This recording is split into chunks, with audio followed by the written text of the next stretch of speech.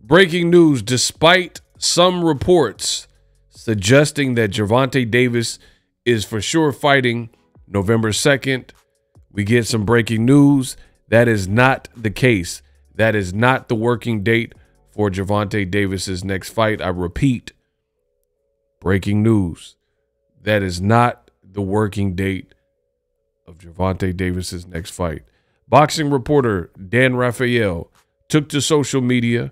Make sure you follow him on Twitter. And it says, despite reporting from some that Gervonta Davis would fight next on November 2nd, that is not happening per sources. So they got sources that have informed that this is not going down November 2nd. If he does fight again this year, PBC is looking at November 23rd or possibly December 14th.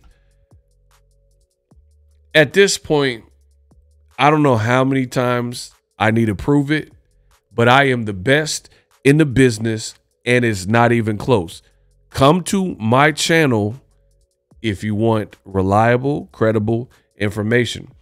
Regarding Gervonta Davis, there's a lot of low quality content. You look at the visuals, you look at the audio, content just being rushed out in the world of boxing, no fact checks, no transparency, and people are just pushing out rumors all over the web, on all social medias, especially with fighters like Gervonta Davis.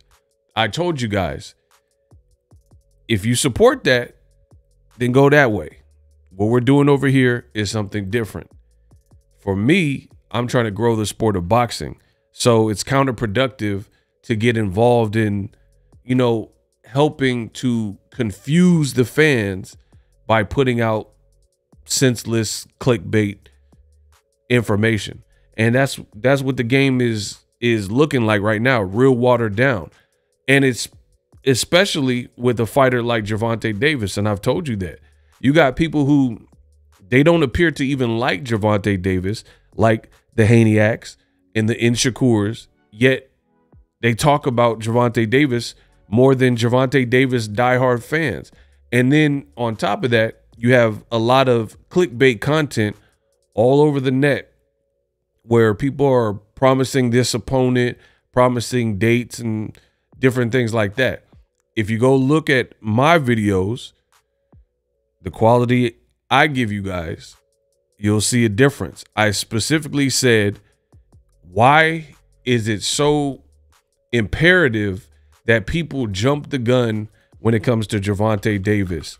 Let him just announce his own fight, or don't believe it unless it comes from his side. And I made a video about it. I talked about it, all of these things. Fast forward to the future, people said, oh, Gervonta is fighting on this date. Oh, he's fighting this person. It's just a lot of speculation. And I'm not really with that because there's no point. There's no point at all. And again, on my channel, I put out this content, said the same thing. And I keep showing you I'm the best in the business. In this space, I'm the best in the business. If you want your boxing news, come to Death Row East. Boom. I made videos about it too. So look at the date, September 8th, right? Literally say, I am not believing no Tank news, fights or opponents unless it comes from him or that side. Some of y'all act like idiots and believe anything you read or see on YouTube, then act like Tank Davis tricked you. You tricked you, dummy. And I posted this September 8th before this new information came out from boxing reporter Dan Raphael. So I've already told you, I'm not believing no Tank news unless it comes from Gervonta Davis, right? So I just recently talked about this September 8th. You see, this tweet didn't come out until 9/11. Rest in peace to all of the lost ones from that tragic day. It was the anniversary of 9/11, the Twin Towers. So I told you, I'm several steps ahead when it comes to my reporting. It's no sense to believe in it. Now, I know I'll get a couple contrarians and they say like, oh, ego, why are you believing this report? Well, Dan Raphael is not known for putting out bad dates and things like that. So he's credible in that department in terms of boxing. The other reason is it's a PBC fight week with Canelo versus Berlanga. And it says, despite previous reports, Tank is not fighting on November 2nd, which is what you guys said. And there's a lot of content that said it was going to be on that date, and that date was earmarked for a Tank fight. And I told you that's not how it works. When it comes to fights with PBC, you have to book the venue, right? And it's not just PBC, but in boxing, you need to put reserves on the venue so it doesn't book up. So if you're looking at an MGM property in Vegas, so J-Lo doesn't come, or David Copperfield, and take that spot, take that slot. So what you do is you reserve whatever property where you're looking to stage a fight. Some get kept and some dates don't get kept, depending on, you know, if you could work out the particulars and get the fight done. So that's always been a thing. This is nothing new under the sun. You'll see reports of like dates that are being held by PBC or Top Rank, and it shows an interest, like it's an inquiry. But again, you don't want someone to come up behind you and take the venue. So of course you're going to reserve the date and try to book it. And if you can finalize a fight, then that's when you'll see the fight in that particular venue. So people were getting gassed up because November 2nd was booked or reserved by PBC, but these dates aren't always kept. Sometimes you have to rework it, or they'll realize, like, what if a certain playoff or something comes up, another big event, and you're like, we don't want that date. You know, we want to do it on this date, or an opponent falls out. So you were going to do this particular date with said opponent, but that opponent's not going to be ready, etc. You know, you got to move it back. So a lot of people running with just false information. And again, the reason why I'm believing this Dan Rayfield, because it's a fight week, Canelo Berlanga, and he's saying he has sources. That makes a lot of sense. Somebody who's in Vegas for Canelo Berlanga, who's been a boxing reporter for a long time, and he's saying that date, his sources are saying no, that makes a lot of sense.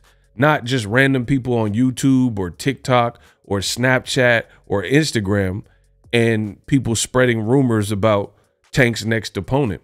And I'll tell you, like I just said, there's a lot of common denominators when it comes to this stuff. A lot of the Haniacs and Shakur fans, they're the ones perpetuating and spreading these narratives and rumors about Tank. And it's like, hold on. How do you push all things Devin Haney, all things Shakur Stevenson, but you care so much about what Gervonta Davis is doing, but you never have anything nice to say about Gervonta Davis, and it's a bunch of speculation? Like, for me, that doesn't make sense. If, like, people, I'm talking about the same individuals who say, oh, Tank needs to fight someone, Tank's resume is lacking, yada, yada, yada, yada. If people feel that way, why do you care about Tank's moves so much and what he does? Because Tank is big business. Tank represents money. So when you're the face of boxing, as is the case with Gervonta Davis, it becomes fashionable, friend or foe, to mention your name and try to get clicks. That's what this is about. But for me, I told you I made an oath when I first started to do the best job to the best of my abilities when it comes to covering this boxing. I don't have to scare y'all and fearmonger and lie and clickbait and all that for you guys to watch it. And I always give credit where credit's due. Gervonta Davis is that boy. He's that dude. You know, a lot of people have such a difficult time admitting that Gervonta Davis he's the youngest in charge because he's younger than Canelo and he had higher numbers than Canelo with the Ryan Garcia fight, and he keeps winning in phenomenal ways, doing backflips, knocking out ranked guys, undefeated guys, taking people's things like that. And he's just doing his thing. So like I said from the beginning, let's let and allow Gervonta Davis and his team to hash out what his next move is, what that entails, who the opponent is. A lot of people, it's like, I don't know if it's because boxing's been a bit slow, so you have a lot of forced conversations where I feel like it's causing content creators who are starving to be almost desperate, you know, desperate for the scoop on something, desperate to report something. But my thing is this: report what's really going on. When it comes to Tank, his team, he has a good team. His team is educated in this space. They're working on the particulars, no more, no less. People are quoting stuff that's loosely floating around like November 2nd. Oh, he's fighting November 2nd. But realistically, Tank's team didn't say that. That's just industry rumors about what's next, right? So for me, if I don't know, I don't pretend to. I told you that. That's the cloth I'm cut from. People are suggesting that it's El Rayo. Maybe it is, maybe it isn't.